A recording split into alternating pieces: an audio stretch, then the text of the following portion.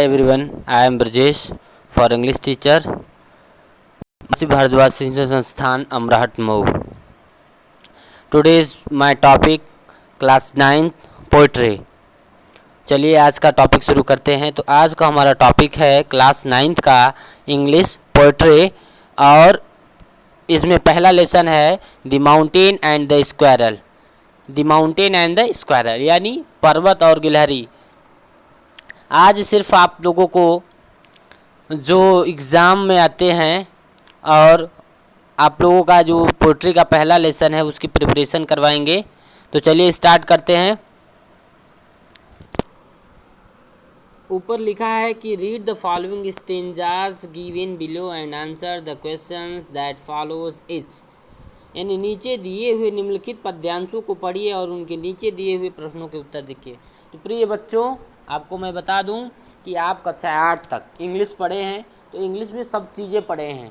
आपने उसमें प्रोज भी पढ़ा है, पोइट्री भी पढ़ा है, शॉर्ट स्टोरी भी पढ़ा है और ग्रामर भी पढ़ा है। लेकिन जैसे ही आप 9th में आते हो, आपकी सारी चीज़ें अलग अलग हो जाती। आपका पोइट्री अलग होगा, आपका सप्लीमेंट्री अलग होगा, प्रोज अलग होगा, ग्रामर होगा, लेकिन किताब एक होगी। सेक्शन अलग होंगे लेकिन एक ही किताब में इन सब चीज़ें मेंशन की जाएंगी। तो चलिए क्या लिखा है। और एक चीज़ मैं बता दूं कि प्रोज का मतलब होता है गद्य, गद्यांश, और पोइट्री का मतलब होता है पद्यांश। तो पोइट्री का मतलब पद्यांश है। यहाँ पद्यांश को देखना है तो नीचे लिखा है एक पद्य, उस पद को पढ़ना है और उसके नीचे दिए गए प्रश्न हैं, उन प्रश्नों को क्या करना है, देखना है। उन प्रश्नों को देखने के बाद मैं फिर से नीचे मैं आंसर बता दूंगा आपको, आप अपने से ट्राई भी करिएगा। पद्य क्या है, the mountain and the squirrel had a quarrel and the former called the latter little prig. One replied, you are doubtless very big but all sorts of things and weather must be taken in together to make up a year and a sphere. यह जो है कि एक पर्वत और एक गिलहरी के बीच की वार्तालाप है। पर्वत कहता है गिलहरी से कि मैं बड़ा हूँ। गिलहरी कहती है कि जिस प्रकार पर्वत एक अखरोट नहीं तोड़ सकता और एक गिलहरी पर्वत इतना विशाल नहीं हो सकती, ठीक इन दोनों लोगों के बीच की बात है। इसको मैं बढ़िया से पढ़ा दूंगा आप लोगों को। चलिए क्वेश्चन देखते हैं। क्वेश्चन दिया है कि write name of the poem from which the above stanzas has been selected. Who is the poet of the poem. कहने का मतलब है कि write name of the poem from which the above stanzas has been selected. Who is the poet यानी of the poem यानी उस कविता का नाम लिखिए। Write the name of poem यानी उस कविता का नाम लिखिए। From which the above stanzas, stanzas यानी पद्यांश, उपरोक्त अबव स्टेंजास उपरोक्त पद, जो उपरोक्त पद लिया गया है कहाँ से लिया गया है। And who is the poet, इस कविता के रचनाकार कौन है। ऑफ द पोएम, और इस कविता के कौन रचनाकार हैं, यह हमारा प्रश्न है। प्रश्न एक बार फिर से सुन लीजिए कि write name of the poem from which the above stanza has been selected. Who is the poet of the poem यानी उस कविता का नाम लिखिए जिसे उपयुक्त पद्यांश में लिया गया है। इस कविता के रचनाकार कौन है। फिर से बता देता हूँ कि राइट का मतलब होता है लिखना, नेम ऑफ द पोएम यानी उस कविता का नाम लिखिए। From which the above stanza यानी उपरोक्त पद्यांश से जो लिया गया है, जो सेलेक्ट किया गया है, उस कविता का नाम लिखिए और उस कवि का नाम लिखिए। चलिए दूसरा क्वेश्चन है कि विच words rhymes with each word other in the above lines. इसमें मैं आपको बता दूं राइम्स क्या होता है। देखिए यहाँ लिखा है राइम्स, इसका मतलब होता है तुकांत शब्द। तुकांत का मतलब कैसे होता है, जैसे मून, मून का होता है नून यानी लास्ट के 2 डिजिट मिलने चाहिए। मून नून,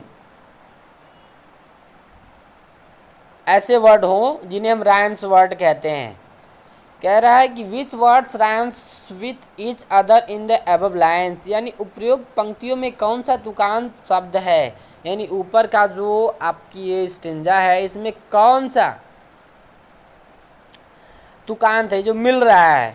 अब स्क्वायरल क्वारल है कि लिटिल प्रिग है, वेरी बिग है, ठीक है, तो इसी को बताना है आपको। अगला है कि what is the mountain proud of, यानी पर्वत को किस पर अभिमान था।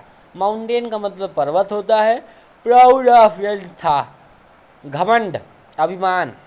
चौथा क्वेश्चन है कि what does the squirrel say to the mountain, यानी गिलहरी ने पर्वत से क्या कहा। What does the squirrel say to the mountain, what does the squirrel say to the mountain, यानी गिलहरी ने पर्वत से क्या कहा। तो चलिए इसका आंसर देखिए। पहला जो क्वेश्चन था कि write name of the poem from which the above stanza has been selected, who is the poet of the poem, यानी उस कविता का नाम लिखिए जिससे उपयुक्त पद्यांश लिया गया है। इस कविता के रचनाकार कौन है। एक बार मैं आपको बता दूं, पोयम का मतलब होता है कविता और पोएट का मतलब होता है कवि। इसका मतलब होता है कवि और इसका मतलब होता है कविता। कवि और कविता में अंतर होता है और वह अंतर मैं बता देता हूँ। कवि का मतलब जो लिखता है, जो रचना करता है, वो कवि होता है। और जो रचा गया है, जो रचना की गई है, वह क्या होती है, कविता होती है। इसमें लय होता है, छंद होता है, ताल होता है, वो कविता होती है। चलिए आंसर देखिए। The mountain and squirrel is the name of the poem. Ralph Waldo Emerson is the poet of this poem. इसको थोड़ा सा ऐसे भी लिख सकते हैं कि in this passage has been taken from the lesson mountain and the squirrel composed by Ralph Waldo Emerson. ये भी सही है, वो भी सही है, दोनों तरीके आपको समझ में आने चाहिए। देखिए इसमें पहले लिखा है कि the mountain and the squirrel is the name of this poem, यानी इस कविता का नाम क्या है। इस कविता का नाम है the mountain and the squirrel. और इस कविता के पोएट का क्या नाम है, तो ये राल्फ वाल्डो इमर्सन इस कविता के पोएट हैं। Is the poet of this poem. दूसरा क्वेश्चन था कि राइमिंग वर्ड्स बताने थे, तो rhyming words squirrel and quarrel, ये स्क्वायरल का क्वारल है। मैंने आपको बताया मून का नून होता है। प्रिग एंड बिग का भी तुकांत है। वेदर सब टुगेदर का तुकांत है, राइम्स वर्ड है।